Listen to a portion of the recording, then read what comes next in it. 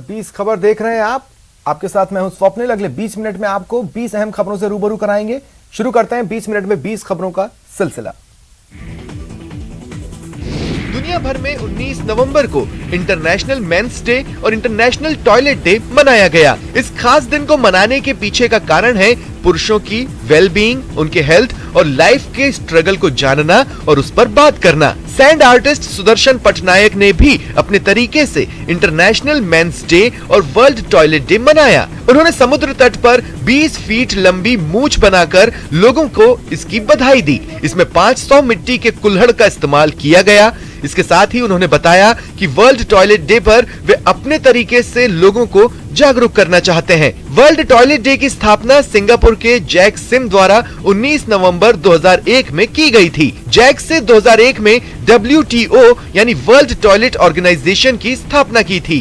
हालांकि 2013 में संयुक्त राष्ट्र संगठन द्वारा ऑफिशियल तौर पर संयुक्त राष्ट्र विश्व शौचालय दिवस की घोषणा की गई।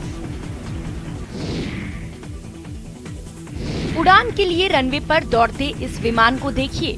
106 को लेकर विमान उड़ान भरने ही वाला था। इससे पहले कि प्लेन जमीन छोड़ता, विमान रनवे पर ही एक फायर ट्रक से टकरा गया।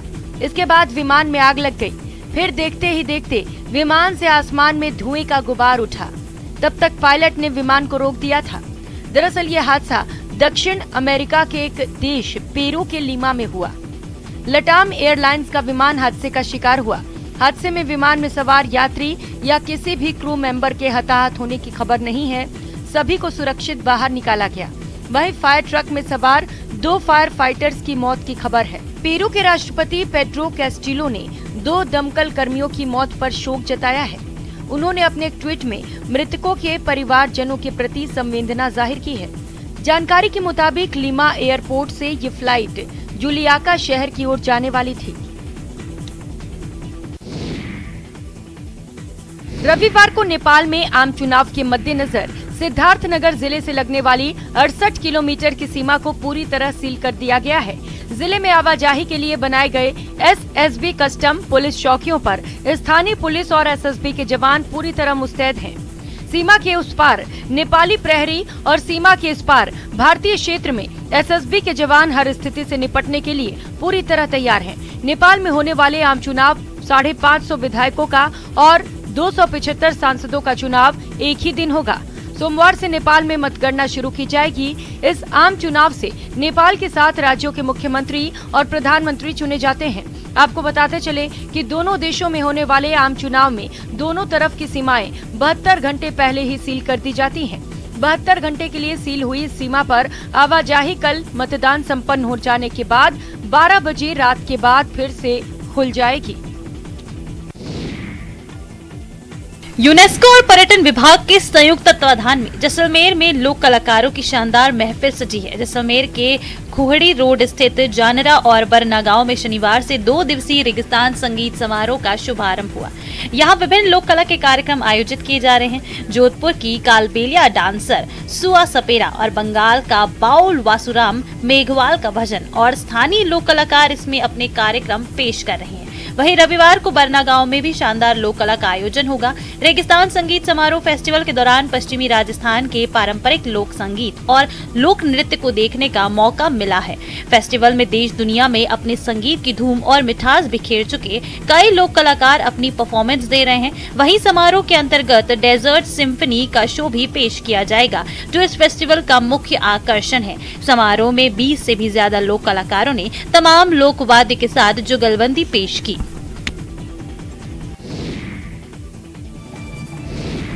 विश्व प्रसिद्ध सोनपुर मेले में मालिनी अवस्थी ने अपनी शानदार प्रस्तुति से समा बांधा। मेले के सरकारी पंडाल में आयोजित तय कार्यक्रम के अनुसार स्टार सिंगर मालिनी अवस्थी मंच पर पहुंची थी। उनके स्वागत के लिए जिला प्रशासन के साथ बड़ी संख्या में लोग मौजूद थे। पर्यटन विभाग का पूरा पंडाल खचाखच भरा हुआ था। यहाँ तक कि सड़क पर भी लोग खड़े होकर मालिनी अवस्थी को सुन रहे थे।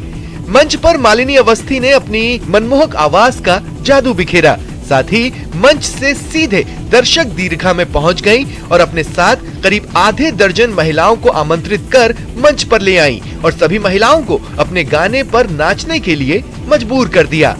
मालिनी अवस्थी के दर्शकों से खुद को कनेक्ट करने के अद्भुत जादू को लोगों ने खूब पसंद किया। मालिनी अवस्थी ने मैथिली, भोजपुरी और हिंदी में गाने गाकर लोगों का मन मोह लिया। आप भी देखिए मालिनी अवस्थी की शानदार प्रस्तुति। हिंदुओं के पवित्र धार्मिक स्थल श्री बद्रीनाथ धाम के कपाट शीतकाल के लिए बंद हो गए। शनिवार दोपहर 3:35 पर पूरे विधि विधान के साथ भगवान बद्री विशाल के कपाट बंद हुए। इस दौरान बड़ी संख्या में श्रद्धालु मौजूद रहे। मंदिर को सुंदर तरीके से रंग बिरंगे गेंदे के फूलों से सजाया गया था। कपाट बंद होने के पहले ही भगवान बद्री विशाल को ऊनी घृत कंबल ओढ़ाया गया। ये ऊनी घृत कंबल माना गांव की महिला मंगल दल की महिलाओं ने तैयार किया है, जिसे घी में भिगोकर तैयार किया गया है। इससे पहले मुख्य पुजारी ईश्वरी प्रसाद नंबूदरी स्त्री का वेश धारण कर माता लक्ष्मी की प्रतिमा को बद्रीनाथ धाम के गर्भगृह में प्रतिष्ठापित किया। उद्धव और कुबेर जी की प्रतिमा को मंदिर परिसर में लाया गया। बद्रीनाथ धाम के कपाट बंद होने के साथ ही उत्तराखंड में स्थित गंगोत्री, यमुनोत्री, केदारनाथ और बद्रीनाथ धाम की यात्रा भी संपन्न हो गई।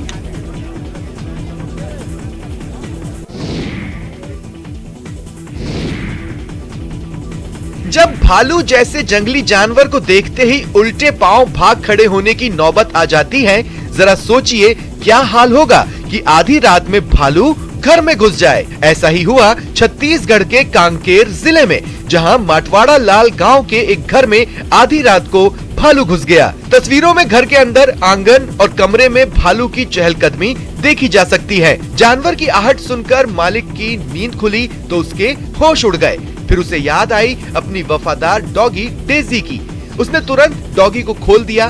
फिर क्या था, डॉगी ने अपनी जान पर खेलकर भालू को खदेड़ दिया। भालू न केवल घर से बाहर निकला बल्कि दीवार फांदकर जंगल की तरफ फरार हो गया। यहाँ आपको बताते चले कि मालिक की जान बचाने वाली डॉगी डेजी इससे पहले भी बहादुरी दिखा चुकी है।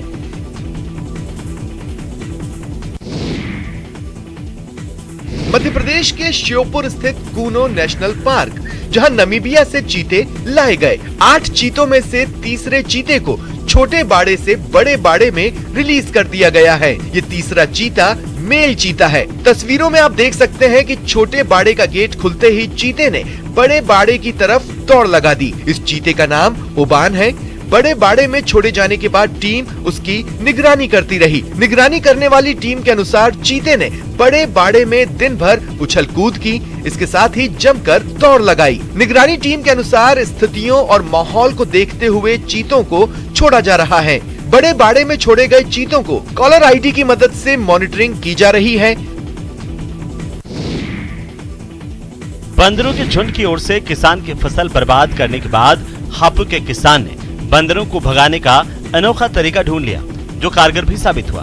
किसान बंदर का मुखौटा लगाकर खुद ही बंदर बन बैठा और बंदरों के पीछे दौड़ लगा दी। अपने पीछे मानव बंदर देखकर बंदर भाग खड़े हुए। बंदरों के झुंड को दौड़ लगाता देख किसान खुश हुआ। उसका फॉर्मूला काम कर गया। बताया जा रहा है कि बंदरों से पीड़ित किसान का नाम ओमकार यादव है, जो क्षेत्र का ही रहने वाला है। ओमकार सुबह 5 बजे अपने घर से निकलकर अपने खेत पर जाते हैं और बंदर का मुखौटा पहनकर बंदरों को भगाने लग जाते हैं। जब से उन्होंने मुखौटा पहना है, बंदरों को भगाने में काफी राहत मिल रही है और बंदर अब उनकी फसल की तरफ नहीं आ रहे और उनकी फसल अब सुरक्षित है।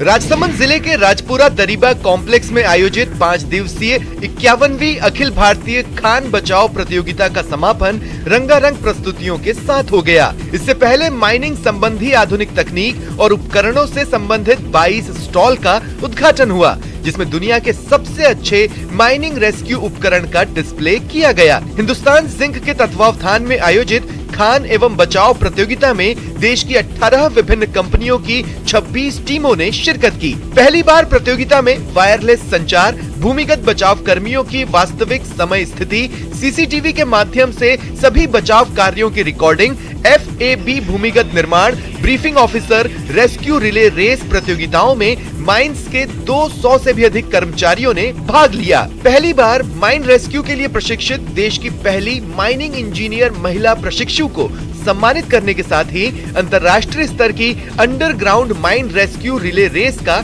आयोजन किया गया। बुलंदशहर के थाना खुर्जा देहात में तैनात पुलिस वाली मैडम के नाम से मशहूर हो चली महिला सिपाही गुड्डन चौधरी ऐसे बच्चों के लिए एक वरदान की तरह साबित हो रही है जिनके परिजन पैसों के अभाव के चलते अपने बच्चों को स्कूल पढ़ने के लिए नहीं भेज पाते।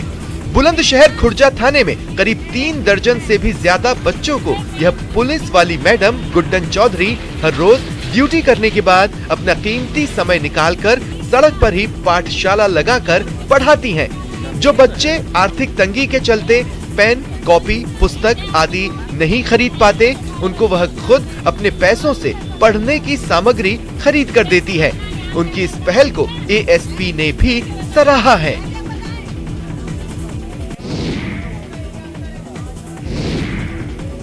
शाहजहांपुर के जेल प्रशासन ने कैदियों के सर्वांगीण विकास के लिए अनूठी पहल की है। इसी के चलते शाहजहांपुर की जेल में पाठशाला लगाकर कैदियों को पढ़ाकर उन्हें रोजगार के साथ साथ समाज की गतिविधियों के लायक बनाया जा रहा है। जेल में बंद कैदियों के बच्चों के अलावा बंदी अब जेल के अंदर रहकर भी हाई स्कूल, इंटर, BA और MA की परीक्षा पास करने के लिए स्कूल की तरह जेल में क्लास लगाकर पढ़ रहे हैं। जेल प्रशासन ने जेल में बंद बंदियों को परीक्षा में टॉपर बनाने के लिए उच्च क्वालिटी के शिक्षकों को बाहर से बुलाकर जेल में ट्यूशन की व्यवस्था की है। जेल अधीक्षक मिजाजी लाल ने बताया कि उनकी जेल में बंद बंदी भी अब हाई स्कूल, इंटर और BA में टॉप करेंगे। जेल अधीक्षक ने बताया कि जेल में बंद ऐसे बंदी जो अभी तक अशिक्षित थे, उन्हें मुफ्त में शिक्षित बनाया जा रहा है। आपको बता दें कि फांसी की सजा पा चुके कैदी ने जेल में रहकर हाई स्कूल की परीक्षा में इस वर्ष टॉप किया था। अब वही बंदी इंटर की परीक्षा में टॉप करने के लिए जेल की पाठशाला में मन लगाकर पढ़ रहे हैं। गंगा किनारे बैठकर IAS बनने का ख्वाब संजोए पढ़ाई में जी जान से जुटे युवाओं की ये तस्वीर पटना की है। इस तस्वीर को देखकर आप भी एक अधिकारी के जज्बे को सलाम करेंगे, क्योंकि ये अधिकारी निस्वार्थ भावना से युवाओं का भविष्य गढ़ रहे हैं। पटना के NIT घाट पर पाठशाला चला रहे ये अरुण कुमार हैं, जो कि रिटायर्ड IAS अधिकारी हैं। अरुण कुमार सुबह शाम गंगा की अविरल धारा के किनारे बैठकर प्रतियोगी परीक्षा की तैयारी करवाते हैं, तो छात्र भी सफलता की इबारत लिखने लगे हैं। अरुण कुमार की पाठशाला में पढ़ने वाले कुल 35 स्टूडेंट्स में से 15 स्टूडेंट्स BPSC 67वीं PT परीक्षा में उत्तीर्ण हुए हैं और अब मेंस की तैयारी में जुट गए हैं। मुफ्त में यहाँ पढ़ाई कर रहे स्टूडेंट्स जहाँ अपने सर पर गर्व कर रहे हैं, वहीं अरुण कुमार भी बता रहे हैं कि उनकी कोशिश है बेरोजगारी दूर हो और यहाँ की प्रतिभा को निखारा जा सके। कुछ कर गुजरने का जज्बा और जुनून व्यक्ति को उसके मुकाम और मंजिल तक जरूर पहुंचाता है। इस बात को सार्थक कर दिखाया है मंडला जिले के नैनपुर नगर की बिटिया शेफाली चौरसिया ने, जो आज नैनपुर जैसे एक अदद नगर से निकलकर संयुक्त अरब अमीरात के कतर में होने वाले फुटबॉल के महाकुंभ फीफा में अपनी कला का प्रदर्शन करने पहुंची है। उन्हें ग्रेविटास मैनेजमेंट FZE संयुक्त अरब अमीरात ने बुलाया है, जहां अल्खोर के फैन जोन में इनके करीब 13 शो होंगे, जो कि होने वाले मैच के दौरान प्रोजेक्टर के माध्यम से पब्लिक मनोरंजन के लिए इनके गाए हुए गानों को प्रदर्शित किया जाएगा। फुटबॉल वर्ल्ड के दौरान शेफाली चौरसिया की मधुर आवाज जब कतर में गुंजित होगी, तब नैनपुर की आवाज को कतर जैसे देश के साथ समूची दुनिया को सुनने का अवसर मिलेगा। यह बिटिया मंडला जिले के नैनपुर विकास खंड में रहने वाले एक पान व्यवसायी संतोष चौरसिया की बेटी हैं, जिनके जहन और अंदाज में बचपन से ही गीत संगीत रचा बसा था। आज शेफाली को फुटबॉल के सबसे बड़े महाकुंभ में परफॉर्मेंस करते देख पिता भी काफी खुश हैं। अंतर्राष्ट्रीय रेसलर और Commonwealth Games gold medallist Geeta Phogat बोली, सरकारों को ग्रामीण इलाकों में भी टैलेंट को निकालना चाहिए। दरअसल अंतर्राष्ट्रीय रेसलर और Commonwealth Games gold medallist Geeta Phogat शनिवार को कोटा पहुंची। कोचिंग और स्कूली छात्राओं के फ्री सेल्फ डिफेंस प्रोग्राम में पहुंचकर उन्होंने छात्राओं के साथ संवाद किया। धाकड़ गर्ल्स के नाम से मशहूर गीता ने छात्राओं को प्रेरित किया।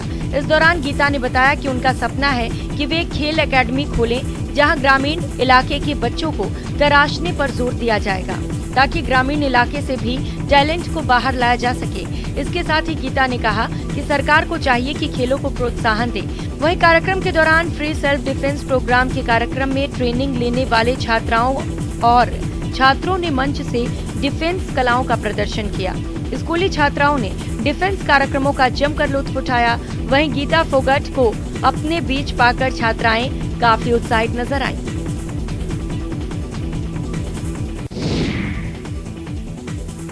राजधानी जयपुर में पार्कों के रखरखाव और सौंदर्यीकरण के नाम पर पैसा पानी की तरह बह रहा है, लेकिन इसका उपयोग कहाँ हो रहा है ये किसी को नहीं दिखता, क्योंकि पार्कों के प्रबंधन के नाम पर करोड़ों रुपए खर्च करने के बावजूद भी इनकी दुर्दशा बद से बदतर होती जा रही है। जयपुर विकास प्राधिकरण इनके रखरखाव पर कागजों में सालाना करोड़ों रुपए खर्च कर रहा है, लेकिन मेंटेनेंस नहीं की जा रही। पार्कों में देखा जाए तो फाउंटेन बंद पड़े हैं, पेड़ पौधों की देखभाल नहीं हो रही। कमोबेश ऐसे हालात जयपुर के अधिकांश पार्कों में देखने को मिल जाएंगे। शौचालय बंद पड़े हैं, पार्क में गंदगी का आलम है, बुजुर्गों के लिए शुरू की गई गोल्फ कार्ट खराब हो चुकी है। नहीं, मैं यहाँ 2 साल से आ रहा हूँ। मैं जब पहली बार आया तो मैं बहुत खुश हुआ कि इतनी बढ़िया सफाई थी कि मतलब कहीं एक पत्ता भी मतलब अगर नहीं मिला मेरे को। लेकिन अभी जो है साल भर से नया कॉन्ट्रैक्ट हुआ है, इसकी वजह से या पता नहीं, मैंने मालूम किया तो इन्होंने कुछ सर्वेंट कम भी कर लिए। तो कम करने से क्या कि जो सफाई है आप देखेंगे, आप जाके। बाघों के लिए विख्यात उत्तराखंड का जिम कॉर्बेट पार्क और उसके आसपास के जलाशय प्रवासी पक्षियों से गुलजार होने लगे हैं।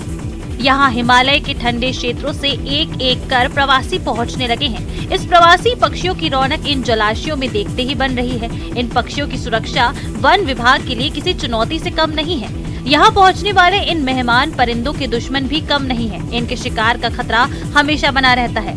मेहमान परिंदों की अटखेलियाँ यहाँ सर्दियों भर जारी रहेगी। ऐसे में आप कॉर्बेट घूमने का मन बना रहे हो तो सर्दियों में ये पक्षी आपके लिए किसी बोनस से कम नहीं है। रामनगर कॉर्बेट के आसपास के क्षेत्र में जितने भी जलाशय हैं उसमें प्रवासी पक्षी यहाँ पर आने लगे हैं। विंटर के समय में यहाँ जो है आइस विल जो सबसे रेयर बर्ड्स है और बर्ड वॉचिंग के लिए जो है यहाँ पर पर्यटक इसको देखने के लिए यहाँ उमड़ भी रहे हैं और जिससे स्थानीय लोगों को रोजगार भी मिलता है। बर्ड वॉचिंग और नेचर टेल के माध्यम से स्थानीय लोगों को रोजगार के साथ साथ और बर्ड वॉचिंग का भी सब लुत्फ उठा रहे हैं। हमारे धार्मिक ग्रंथ सहित इतिहास के पन्नों में घोड़ों की अद्भुत कहानियां अंकित हैं, जो ये बताने के लिए काफी हैं कि पौराणिक काल में घोड़े हमारे लिए कितने महत्वपूर्ण और उपयोगी थे। आज के आधुनिक दौर में भी शौकीन कम नहीं है। एक से बढ़कर एक घोड़ों के शौकीन और घोड़ों पर भरोसा करने वाले लोग हैं। यही नहीं, घोड़ों को भगवान की तरह, यहाँ तक कि घर के गार्जियन की तरह मानने वाले लोगों की भी कमी नहीं है। ऐसा ही एक घोड़ा है बादल, जो विश्व प्रसिद्ध सोनपुर मेले की शान बना हुआ है। राजस्थान के मल्होत्रा नस्ल का ये बादल सबलपुर दियारा के रहने वाले विजेंद्र राय ने 11 साल पहले खरीदा था। बताया जाता है कि घोड़ा इतना लकी है कि घोड़े ने पूरे गांव की किस्मत बदल दी है। घोड़ा आने के बाद घर में इतनी खुशहाली और तरक्की हुई है कि गांव के दर्जन भर लोगों ने भी घोड़ा खरीद लिया। इतना ही नहीं, गांव के तमाम लोग बादल के साथ ही अपने घोड़े को बांधते हैं ताकि उनका घोड़ा भी बादल की तरह लकी बन जाए। बादल की कीमत 1 करोड़ रुपए रखी गई है, लेकिन इसको बेचना नहीं है। बादल के विषय में इसके मालिक विजेंद्र राय ने बताया कि ये घोड़ा 1 करोड़ का है और 1 रुपया भी दाम नहीं है। ये बेचना भी नहीं है। देश ही नहीं, दुनिया भर में मशहूर कांगड़ा घाटी की चाय की मांग जिस कदर हर साल बढ़ रही है, उस लिहाज से कांगड़ा का चाय उद्योग खुद को उन्नत नहीं कर पा रहा है। वहीं जो दशकों पुराने परंपरागत उद्योग लगे हुए हैं, उन पर भी कहीं न कहीं मौसम की मार लगातार देखी जा रही है, जिसका खामियाजा इन दिनों कांगड़ा में चाय का उद्योग चला रहे कारोबारियों को भुगतना पड़ रहा है। दरअसल अप्रैल से जून के बीच बारिश नहीं होने के चलते इस साल कारोबारियों के चेहरों पर इस बात की मायूसी साफ झलक रही है कि उनकी अपेक्षा के मुताबिक चाय उत्पादन की तनिक भी उम्मीद नजर नहीं आ रही है। धर्मशाला चाय उद्योग में भी बीते साल की अपेक्षा महज 2000 किलोग्राम उत्पादन की बढ़ोतरी की ही संभावना नजर आ रही है। दरअसल मार्च अप्रैल में बारिश होने के चलते अच्छे उत्पादन की संभावना रहती है। बावजूद इसके इस साल 15 अप्रैल से 15 जून तक ड्राई स्पेल रहने के कारण चाय उद्योग में कारोबारियों को उत्पादन बढ़ोतरी उम्मीद अब न के बराबर ही नजर आ रही है। बारिश न होने के चलते इस साल कंपनी प्रबंधन अनुमान लगा रहे हैं कि इस साल 1,40,000 किलोग्राम चाय का ही उत्पादन हो सकता है। हालांकि पिछले वर्ष 1,37,900 किलोग्राम उत्पादन दर्ज किया गया था। नवंबर का आधा महीना बीतने के साथ ही हिमाचल प्रदेश में सर्दियों ने भी अपनी दस्तक दे दी है। सर्दियों की दस्तक देते ही जहां प्रदेश के तापमान में गिरावट देखी जा रही है, वहीं पहाड़ों पर बर्फबारी का दौर भी आरंभ हो गया है। मनाली सहित आसपास के क्षेत्रों में बर्फबारी का दौर भी आरंभ हुआ है। बीते दिनों मनाली सहित आसपास के क्षेत्र में हुई ताजा बर्फबारी के बाद यहाँ के पहाड़ों ने बर्फ की सफेद चादर ओढ़ ली और तापमान में भी गिरावट देखी जा रही है। इसके साथ ही पर्यटकों ने भी बर्फ के दीदार के लिए पहाड़ों का रुख करना आरम्भ कर दिया है, जिससे इन दिनों मनाली सहित आसपास के क्षेत्र सैलानियों से गुलजार हो गए हैं और पर्यटन कारोबार से जुड़े लोगों के चेहरे भी खिल गए हैं। मनाली घूमने पहुंचे पर्यटकों का कहना है कि वो बर्फ के दीदार के लिए यहाँ आए हुए हैं और यहाँ का मौसम काफी सुहाना है। सैलानियों का कहना है कि मनाली सहित आसपास के क्षेत्रों में सुबह और शाम के समय बेशक ठंड है, किंतु दोपहर को तापमान में हल्की सी वृद्धि देखी जा रही है और उन्हें यहाँ का मौसम काफी पसंद आ रहा है। सैलानियों का कहना है कि यहाँ पर आकर उन्हें वापस जाने का मन नहीं कर रहा।